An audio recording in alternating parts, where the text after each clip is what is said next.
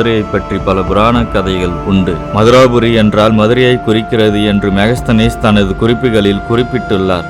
இம்மதுரை முற்காலத்தில் கடம்பவனம் என்னும் காட்டுப்பகுதியே மதுரையானது என்று கல்வெட்டுகள் கூறுகிறது. இக்காட்டை அழித்துதான் மதுரை என்னும் அழகிய நகரத்தை உருவாக்கினான் குலசேகர பாண்டியன் என்று கல்வெட்டுகள் கூறுகின்றன. முன்னொரு காலத்தில் தனஞ்செழியன் என்னும் வணிகன் இந்த காட்டுப்பகுதியில் இரவில் கடந்து சென்ற பொழுது அங்குள்ள கடம்ப மரத்தின் கீழ் இருந்த சுயம்புலிங்கத்தை தேவலோகத்தில் உள்ள தேவேந்திரன் தனது தேவர்களுடன் சேர்ந்து வழிபட்டு மீண்டும் வானில் சென்றதை கண்டு ஆச்சரியப்பட்டு விரைந்து சென்று குலசேகர பாண்டிய மன்னனிடம் இந்த காண கிடைக்காத அற்புத காட்சியை பற்றி கூறினான். குலசேகர பாண்டியன் இதை அறிந்தவுடன் தன்னுடைய பணியாளர்களை கொண்டு காட்டை ஒழுங்குபடுத்தி அச்சுயம்புலிங்கத்தின் மையமாக கொண்டு கற்கோவில் ஒன்றை எழுப்பினான்.